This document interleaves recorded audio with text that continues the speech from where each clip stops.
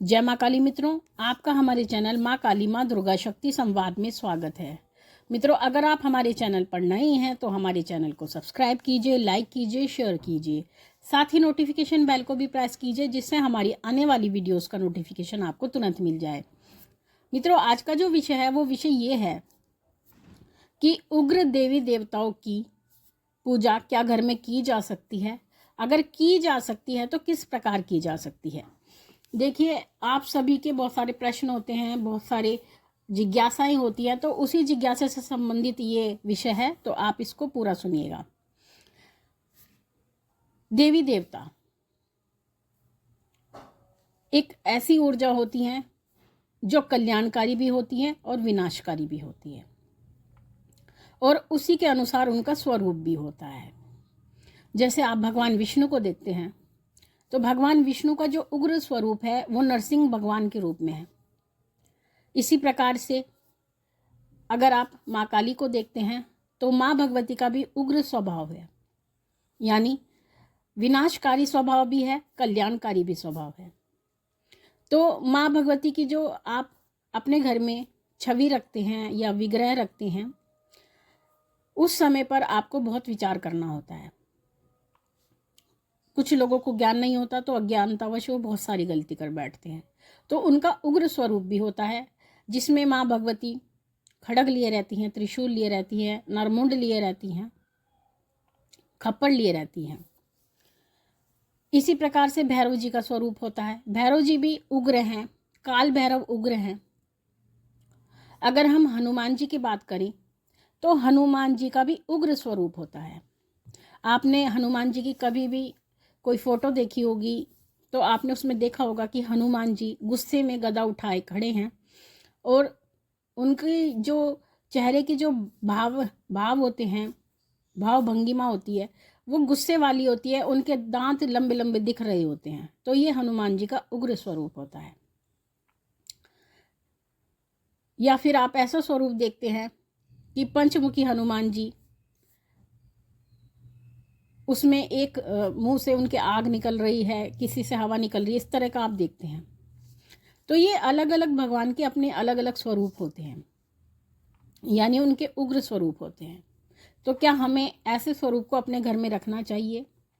अगर आप एक गृहस्थ व्यक्ति हैं, अगर गृहस्थ से जुड़े हुए हैं, तो आपको इस प्रकार के विग्रह, इस प्रकार की फोटो अपने घर में नहीं रखनी चाहिए। आपको उग्र देवी देवताओं के सौम्य स्वरूप वाले फोटो अपने घर में रखने चाहिए।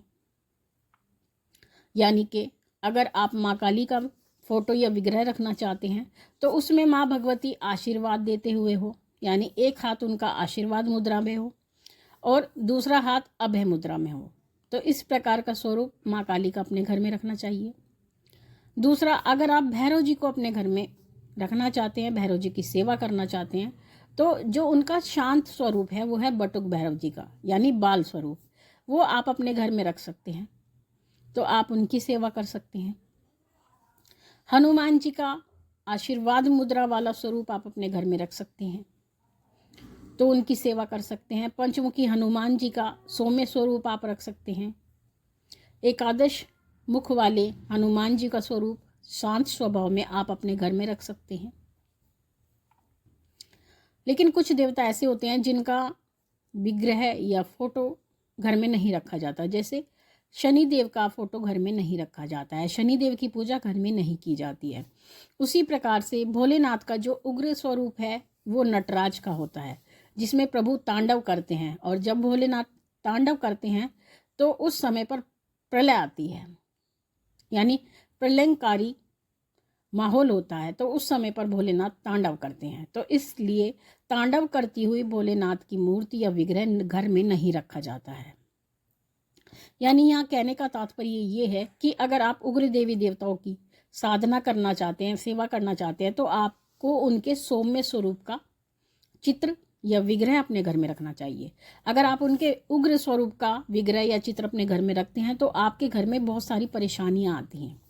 फिर आप ये कहते हैं कि जब से हम माँ काली को लाए हैं तो हमारे घर में लड़ाई झगड़े होते हैं, या हमारे घर में किसी की चोट लग रही है बार बार, किसी का हाथ कट रहा है बार बार।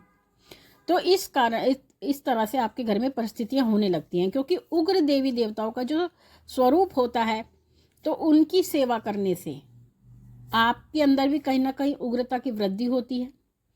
और जब आपके अंदर उग्रता की वृद्धि होती है तो कुछ ऐसी घटनाएं भी आपके घर में होती हैं जो आपको परेशान करती हैं, नुकसानदेह होती हैं। इसलिए जब भी आप अपने घर में उग्र देवी देवताओं की सेवा करें तो हमेशा उनके सौम्य स्वरूप की सेवा करें। साथ ही जो उग्र देवी देवता होते हैं उनको मनाने का तरीका भी अलग होता है, क्योंकि उग्र देवी देवता आपसे अगर सेवा ले रहे हैं तो वो आपको देते ज़रूर हैं, लेकिन आपकी सेवा ऐसी होनी चाहिए जैसे एक बालक की माँ के प्रति होती है, ऐसी भावना आपकी होनी चाहिए। अगर आप इस भावना से उनकी सेवा करते हैं तो आप सब कुछ प्राप्त कर लेते हैं। लेकिन अगर आप उनको भाव के अलावा कहीं भोग प्रसाद दे करके, कहीं वचनों पे दे ले करके अगर आप उनको चलाते हैं या उनसे झूठे वचन करते हैं, झूठे वचन करने के बाद कि भगवान मेरा ये काम हो जाए, या माँ काली से कहीं माँ मेरा ये काम हो जाए तो मैं आपको ये दूंगा वो दूंगा, और उसके बाद अगर आप अपना वचन पूरा नहीं करते हैं, क्योंकि देवी देवता अपना काम कर देते हैं और आप अपना वचन करके भूल जाते हैं, तो ऐसी परिस्थिति में आपको कहीं ना कोई नुकसान अवश्य होता है। हम ये नहीं कहते कि आपको कोई मृत्यु तुल्य कष्ट प्राप्त होगा, लेकिन जो आपके भविष्य के कार्य होते हैं वो रुकने लगते हैं। और वचन भूलना सबसे बुरी बात होती है। अगर आप वचन करते हैं तो आपको वचन पूरा करना चाहिए, क्योंकि माँ भगवती सब कुछ जानती है। सभी देवी देवता हर व्यक्ति के लिए अलग से नज़र रखते हैं। आप कहते हैं ना, इतना बड़ा संसार है, भगवान किसी को क्या याद रखता होगा। आप भगवान को भूल जाते हैं, आप अपने वचनों को भूल जाते हैं, लेकिन भगवान कभी भी अपने वचन नहीं भूलते, क्योंकि उन्होंने दे रखा है और आपने वचन कर रखा है तो वो लेना जानते हैं।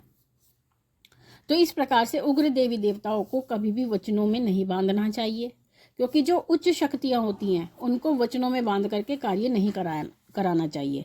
अगर आप वचनों में बांध करके कार्य कराते हैं तो उसके बहुत सारे दुष्परिणाम होते हैं। इसलिए भगवान को सौम्यता के साथ आपको मनाना चाहिए और उनको भोग प्रसाद पे ना चला करके आपको अपने भाव पर चलाना चाहिए। ये सबसे उत्तम तरीका होता है, एक अज्ञानी व्यक्ति के लिए भी, एक गृहस्थ व्यक्ति के लिए भी। अगर आप एक भक्त हैं, एक तांत्रिक हैं, तो बात अलग होती है, क्योंकि उनकी पूजा पद्धति अलग प्रकार से होती है। लेकिन जो सामान्य व्यक्ति होते हैं, गृहस्थ व्यक्ति होते हैं, उनको अलग तरीके से भगवान की सेवा आराधना करनी होती है। आप पंचदेव पूजन भी कर सकते हैं। ऐसा नहीं है कि आपको उग्र देवी देवताओं की साधना करनी है, आप सौम्य स्वरूप वाले देवताओं की भी साधना कर सकते हैं। आप सूर्य देव की साधना कर सकते हैं, भगवान विष्णु की साधना कर सकते हैं, माँ दुर्गा देवी की कर सकते हैं, भोलेनाथ की कर सकते हैं, भगवान गणेश जी की कर सकते हैं। तो पंचदेव पूजन आप कर सकते हैं, गृहस्थ व्यक्तियों के लिए सर्वोत्तम होता है। लेकिन उग्र देवी देवताओं की भी आप सौम्य स्वरूप में आराम से साधना कर सकते हैं। तो मित्रों, ये थी जानकारी आप सभी के लिए। माँ भगवती से ये प्रार्थना करते हैं कि वो आपके भंडारे भरती रहे, आपकी सभी मनोकामनाओं को पूर्ण करती रहे, आप पे अपना पूर्ण आशीर्वाद बना के रखे। आपसे फिर मिलेंगे अपनी अगली वीडियो में। तब तक के लिए जय महाकाली, जय महाकाल।